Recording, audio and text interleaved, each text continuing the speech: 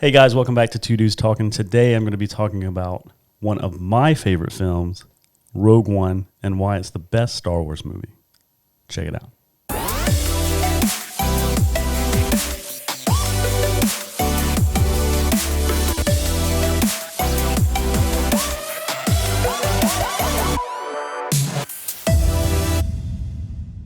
Hey guys, welcome back to another episode of Two Dudes Talking. Today, we're going to be going over why Rogue One is the best Star Wars movie of all. The best. The best around. The best. So, a little bit of general knowledge. Again, I think we definitely, everybody deserves to hear that. This movie is the prequel to the original series. It's everything that's leading up to the intro of Star Wars. Yes. And at least the introduction of Star Wars into our world. Right. I don't know. So how many years after Episode 6 did this come out? Roughly. After Episode 6, after Return of the Jedi? Yeah. So Return of the Jedi came out in 83. So this came out in 2016. Quite a while. Yeah. Like over 30 years Yeah. between these movies and these franchises. But yeah, Rogue One is basically right up to A New Hope. Right. Or Episode 4. Right. Which came out in 77. So even longer. Right. So almost 40 years. Which, and just came out swinging. Yeah. So hard. So good. Right. Everything that a lot of Star Wars movies, to me, weren't, to be totally honest. Right. I'll get into that, but this is your favorite movie. Give us your impressions on Rogue One by itself, as a standalone film, and then maybe we could talk about comparing it to some of the other things in the franchise. Yeah, so it is the first of two now of Star Wars films that are independent of the Skywalker saga. Right. Even though the events in this film absolutely have to do with everything of the Skywalker saga. I was excited about it when they first announced it because like the log line sounded awesome. A group of rebels tried to steal the plans to destroy the Death Star. Right. And you knew about this a little bit in A New Hope because it starts off with getting the plans. The plans for it. Yeah. Yeah. We're like, okay, this is going to be dope. And then, so the expectations are high always because it's a Star Wars movie, at least for fans. Right. But did not disappoint. In fact, to me, it is the best Star Wars film. Yeah. On multiple levels. You know, I think general fans of Star Wars will always say Empire Strikes Back is number 1. A New Hope is number 2. Return of the Jedi is like 3. And then the rest they'll say don't even matter. Right. Right. You know, which is fine. That's totally cool. I would until Rogue One came out, they said that. Yeah, until Rogue One came out. Rogue One to me is the best movie. It doesn't have the best moment in Star Wars, which is the reveal. No, I am your father. You know, to me, that's the only reason why people put Empire as the number the best one is the reveal, which that's cool. But that's why people that like 80s movies say 80s movies are the best because of cliche shit like that. Right. And like, okay, cool. Like, I love Empire, great movie. As well as I love pretty much all the Star Wars movies except for like 2 of them. Right. You know, Last Jedi is the worst. Who now new critics are like, yo, this might be better than like New Hope. And I'm like, y'all are crazy. Y'all are high right now. Yeah, crazy. And then obviously Rise of Skywalker being completely just a fan service. A big letdown. Just a mess. Just a mess. Trying to overcorrect Last Jedi, trying to please fans. Just a mess. But Rogue One, you know, the cast is amazing. Great cast. Huge. Amazing. Huge. Felicity Jones. Danny Yen. Danny Yen's in it. Diego Luna, who, you know, has been in a good bit of foreign stuff, but now is just like, boom. Blowing up. Yeah, he's getting his own show because of it now. Right. Which is amazing. Ben Mendelsohn. Alan Tudyk. Is that the dad? Who's the dad? Who's her dad? I can't think of his name. I might be pronouncing it wrong, but it's Mads Mikkelsen or Mikkelsen. Right, Mikkelsen, I think. Yeah. Ooh, he's solid. Yeah. I've seen him in several really, really good roles. Was he a villain in a Bond movie? Yes. Casino Royale, he was the villain. Yeah. He was, he's a solid actor. Yeah. He plays a movie as a mute Viking monk or something. Wow. Which is very, very difficult. And I mean, it's very, very violent. But again, there's hardly any words. And like, kind of like with I Am Legend having no supporting cast virtually, like I really appreciate when an actor can handle a load themselves, by themselves. Yeah. He's also the bad guy in the one of the Avengers movies, Doctor Strange. Oh, he's one of those guys. Yeah, the outsider. Yeah. The crappy makeup. Dope. Woke up on the wrong side of the bed. Yeah. Great cast in Rogue One. Yeah, Ben Mendelsohn alone, like one of my favorite guys. Ready Player One. The Outsider on HBO. Yeah. Good show. Just Stephen King. So the cast is, but that's not something that's unusual for Star Wars. Like, right. Big budget. Great cast all around for the most part. This movie, dude, it's like, if you're a fan of the series or the franchise, basically going into it what is or isn't going to happen based on A New Hope. Right. Got a pretty good idea how it's going to end going into it. Yeah. To me, what I love about it the most is like, it's a microscope look into one set of events that is in this larger series. Right. And that's the cool thing about Star Wars or franchises or universes altogether, Marvel, Star Trek, whatever you want to call it. You can do that. Right. You can have this hyper-focused little storyline on one thing and it still be amazing. Mm-hmm. It's really unlimited. You could, like Captain America and Marvel, you could have thousands and thousands of stories or movies or books or comics about just Captain America, which they have, and you'll never run out of ideas, really. Right. So, but to me, Rogue One is, people will argue that this is going to have spoilers, guys. There's just no way around it. What's going to happen based on, like I said, what things are happening in other movies, but it's still good.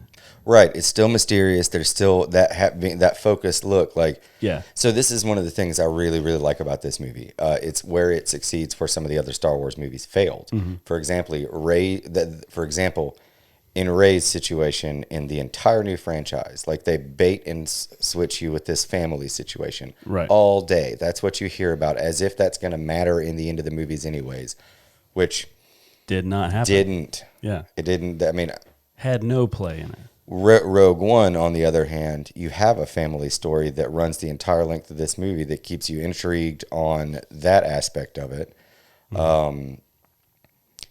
With just the girl finding out the things about what her father was up to, like, and what her decisions, were based off of that. Like, it's great. It's great. Had its own story.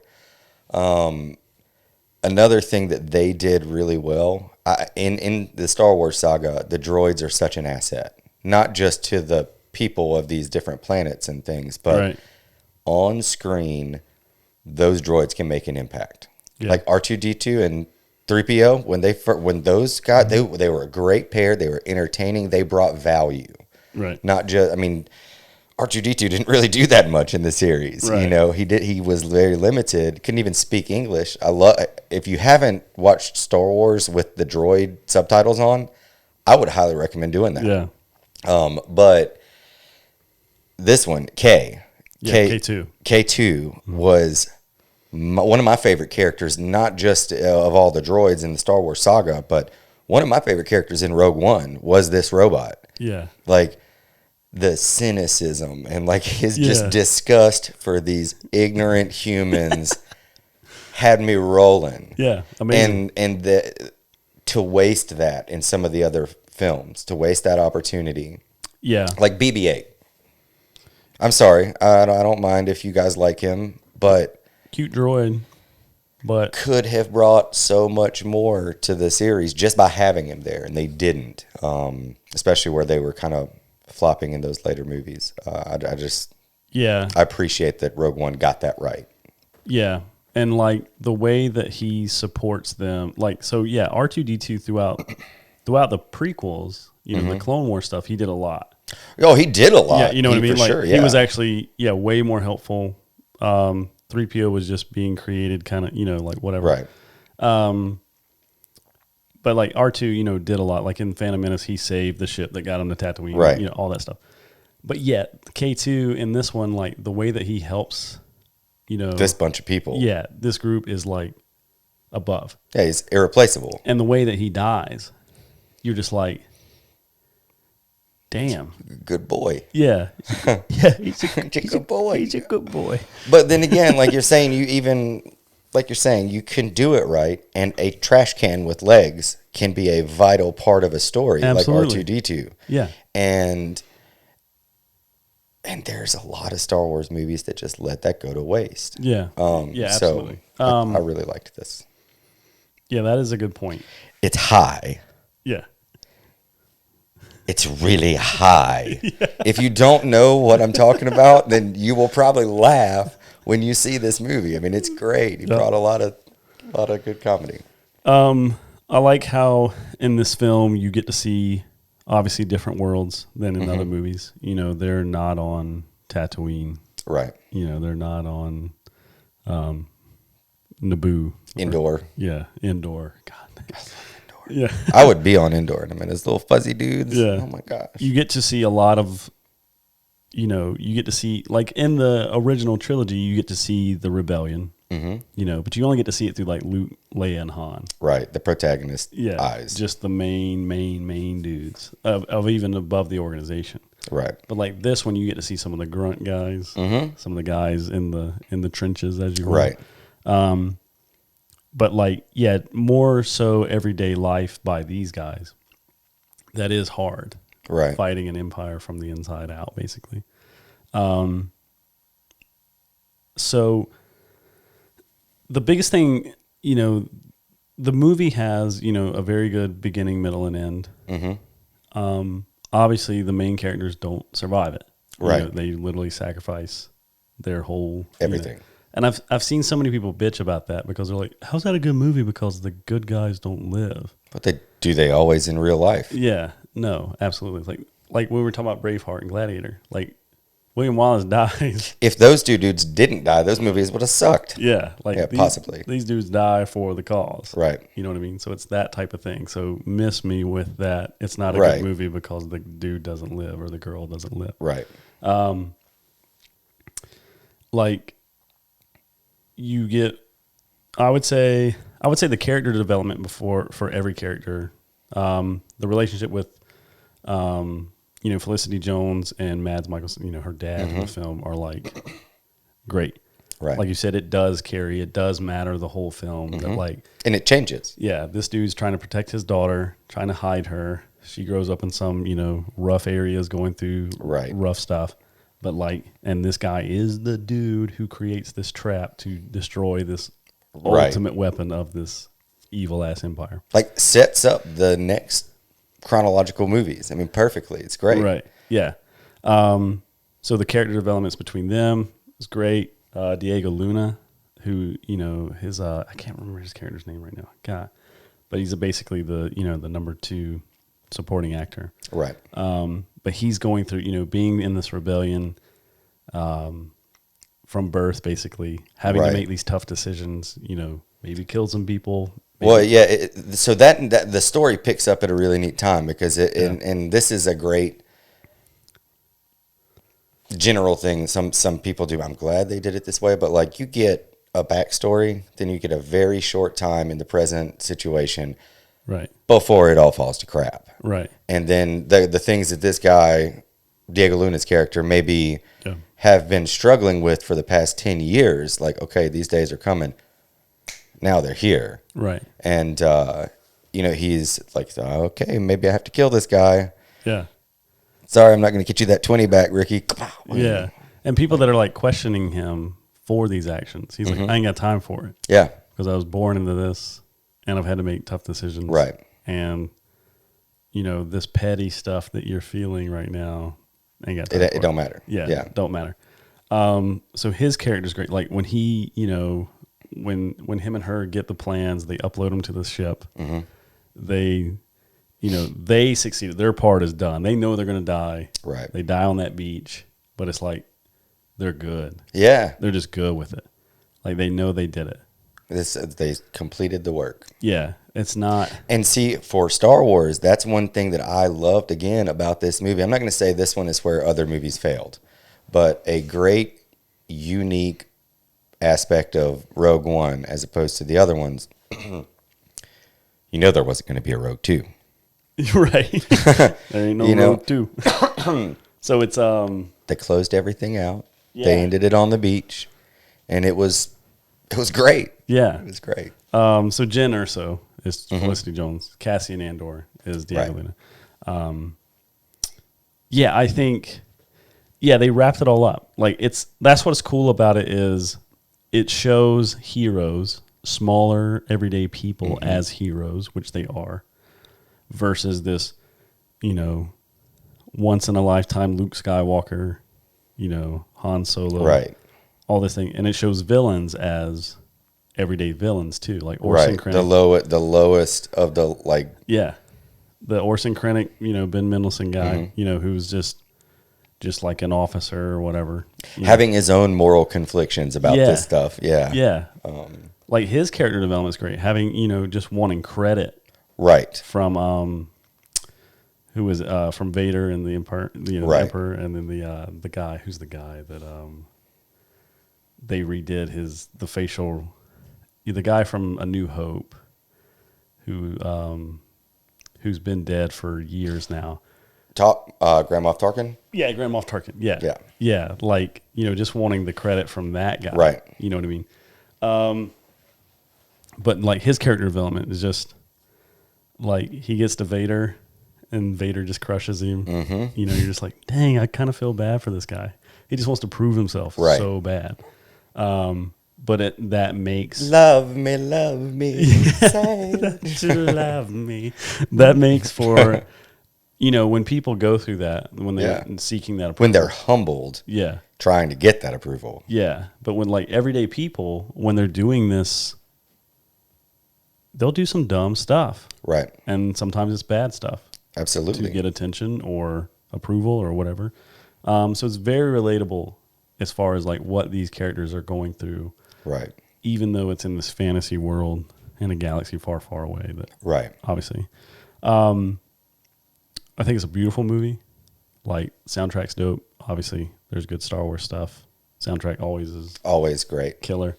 Talking about the graphics. So they got a guy to be Grand Moff Tarkin, who, let me see who this guy is played by real quick. Or at least... I guess I can sing some more if you want while you go. They're not going to credit him as the guy. Oh, it's Guy Henry, who I'm not that familiar with. But he replaced the older actor who played Tarkin, who's been dead for many moons. Many moons. But to have that that CGI face that I thought was so well done. Yeah, no, so... Like, very believable. Obviously...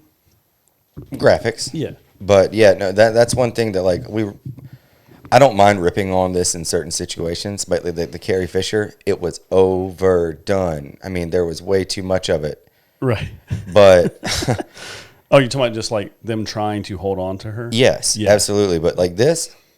It was done well, and I mean it wasn't 3 movies of it. It was just a setting. I mean, it was just enough. Yes, 10 seconds of it, and it's like it sets it up for A New Hope. You're good to go. Right. So you were asking me earlier, like what my favorite scene was. Yeah, it's got to be that Vader cameo. So not even the cameo. So Vader's in it, I think 3 times. Right. He's with Ben Mendelsohn's character Orson Krennic, who he just owns. As the movie is coming to an end, he's in his ship talking about like ready my Right. I think he says plan a boarding party or something like something that. something like that. Something gangster. Prepare a boarding party. Right.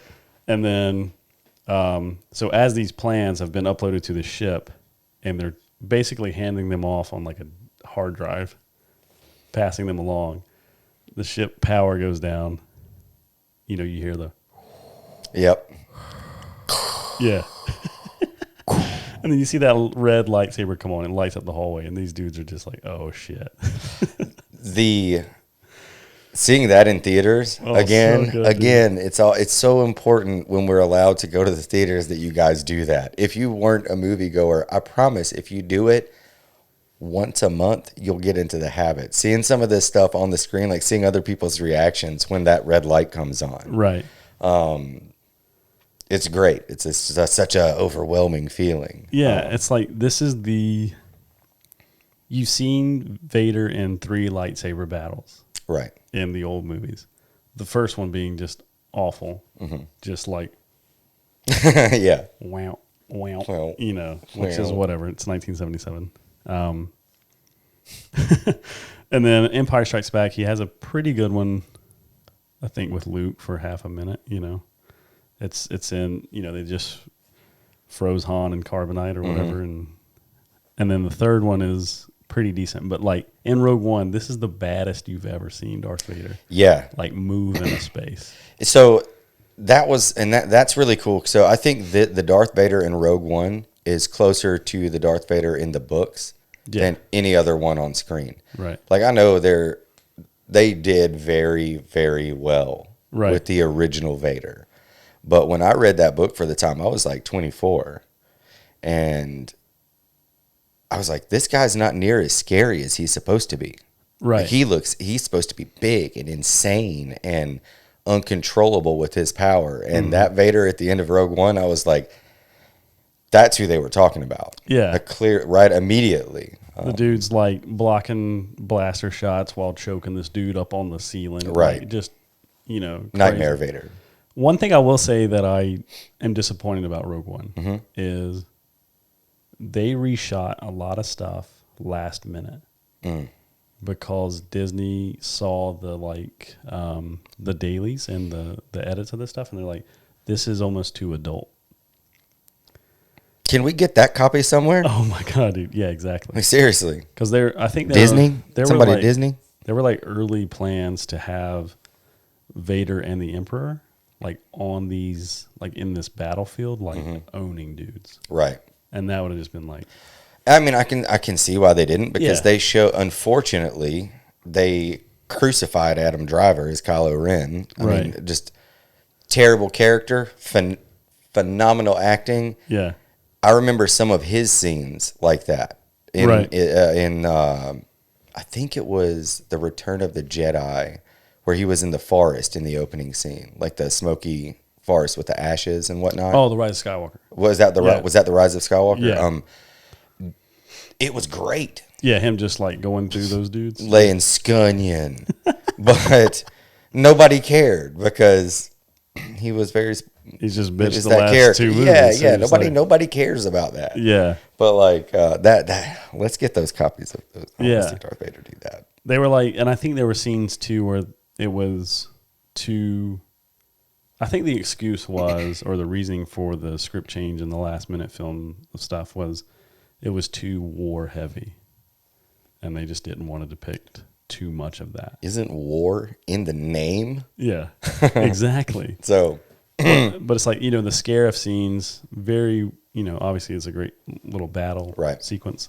But yeah, apparently it was like too much what they originally shot. Yeah, okay. Which is like, thanks, Disney. And I know a lot of Star Wars fans, shout out Christian Simpson, who refuse to watch Star Wars now because of Disney alone.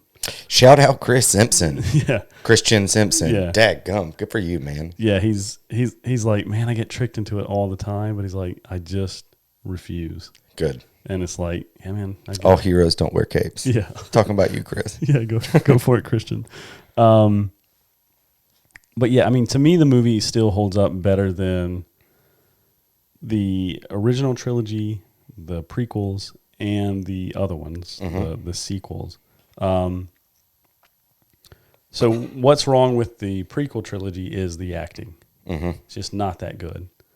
Like, Ewan McGregor, Natalie Portman, Right. Hayden Christensen, the main guys. Samuel L. Jackson in there. Some of the acting is just awful. Yeah. But the story of those is so good. Right. Like the plots. And it had Liam Neeson. Yeah, and Liam Neeson. Liam Neeson's acting was actually... That's what I'm saying. He saves everything. Yeah, The Phantom Menace was actually pretty good. I will find you. Yeah. Wow, take it. And I will kill you. The what's wrong with the original trilogy is some of the acting's pretty bad, given who they are. And the times. I mean, it's... And the plots are just kind of like not that great. Right. Even from the first one to the third one, like Return of the Jedi, you basically we got a bigger Death Star. It's twice as big. And, just... So, again, comparing Rogue One to the others. Yeah. I remember the Final Order Army. Oh, and the Rise fleet. of Skywalker. Yeah. Awful. Like, by the time they got to that movie, I was so done. Yeah. But even with all that, Rogue One, like you're saying, it being everyday, like I have been that everyday soldier. I've been in these small towns where people would look at me and think I was the bad guy, but I was just a regular dude doing my job. I wasn't part of this fleet of Star Killer ships on every corner of them now, Right. I love how contained Rogue One was. And I think that made it just so much more impressive to me. Yeah, it's like a spy/heist movie. Right. It wasn't... Which is dope. Free for all. Let's see what we can pull over on y'all again. Yeah. The visuals of them. That to me is what makes it a better Star Wars movie too, because it does complement the original ones, where these sequels don't. Because they just... Wow. New generation of kids. Let's make something different, which is totally fine. But like they just don't honor or do anything really for the people that have been there from the beginning that love this stuff. And they don't say much about what they're thinking about those kids. Because dang, sorry. No, yeah, they don't. But it's like, okay, you took the introduction of Star Wars, A New Hope, which back when it was released, it was just Star Wars. Right. But like you took that movie, which was the introduction to your main audience, and then you really added to it with Rogue One. Like you show those tests of the Death Star, you show events leading up to it. That you now know the man that caved the back door. Yeah. Like it was great. It really was great. It added, but it was contained. Like I said, which is, when Disney bought Star Wars, they had plans for all of these side movies. They had an Obi-Wan, a Boba Fett. Isn't the Boba Fett TV show still underway? I don't know. They change stuff every day. Like they really, you just hear stuff. But like they had all these individual movies, which were dope. But I think they've kind of gone more into like, okay, let's make them mini series. Right, Mandalorian, which is cool. Which was good. But like those things to me really help the other movies. Like it's cool as a fan of the franchise, of the universe, to get in that depth of those people, right, and those characters. Maybe sometime within the next 50 years, they'll make enough side content to justify the last 3 movies I had to sit through. Yeah. Nah, they messed those up because I don't even know. It's too much. It's too much to talk about. Yeah, it's just like I think they knew it was going to make money, and they tried to do some different stuff that they might have went too far on. Right. I think the introduction of, like these dope female lead characters are cool. Yeah. I think, was it Rey? Rey's cool. She's a cool character. Her backstory sucks. Yeah. And it's literally cheapened by 2 lines in 2 different movies. Your family's junk dealers. Right. Sold you for drinking money. Right. Cool. And then they're going to overcorrect it in the next movie with, you're a Palpatine. It's like, get the hell out of here. No, I'm not. My dad's an alcoholic. Are you an alcoholic, Emperor? Yeah. Like, there's no way. But as far as like stronger female characters, like Felicity Jones, Jen Erso, Mm-hmm. totally better. Yeah. Just better. And that has I think we'll end on this, but like Rogue One has a dope intro. That scene where she's a little girl, Mm-hmm. her parents are hiding on this planet, Right. just trying to get away from the Empire, you know, after he's built stuff Right. for them. You know, Ben Mendelsohn's character comes in and is like, yo, we got to get you back because I need you. Right. You don't have a choice. Right. Right. And then ends up, you know, in the capturing him, killing the wife, Mm-hmm. her going into The exile. cave. Exile, basically. Right. You know, with Forrest Whitaker's character. Yeah, who your brother despises. But I love Forrest Whitaker. Was not a fan of him in that role, but I do like him a lot. yeah, I think they didn't give him a whole lot. They didn't show. But his character is in, I'll take it. I think it's in Rebels, the show Rebels. Oh, word. Yeah, and I think there's mention of him in Clone Wars too. Nice. Saul Guerrero. Yeah. Which is cool. But as always, great graphics, extremely entertaining. Yeah. But this one, just again, such a good storyline. It's condensed. It's not, you're not robbed. It doesn't leave you waiting for more, which was just so refreshing in that particular saga of films. Right. Yeah, you get great acting, a great plot, great scenes, a hard ending. Yeah, solid ending. Like, this is what happened. This is where it was going. But yeah, a nice cutoff. It's a complete movie. Yep. You know, and adds to the rest. Yeah, adds to the rest. So, but I think what's most important out of any of those, out of any movie in general, is like a good plot is great. You got to have it. But if you don't care about the characters later or while you're watching it, doesn't matter. It's not a good movie. It's just not a good movie. So that's why Rogue One. Dark Tower. Exactly. That's why Rogue One is the best Star Wars. And you can fight me any day of the week. So I think that's it, man. Well, that being said, come fight Will next time on Two Dudes Talking. Hope you guys enjoyed. Hope you learned something. You know, stop by in the comments. Say what you think. What's your favorite Star Wars movie? Do you think Rogue One is a bag of trash? We would like to know. Yeah. So until then, take care. We'll see you next time. Two Dudes Talking.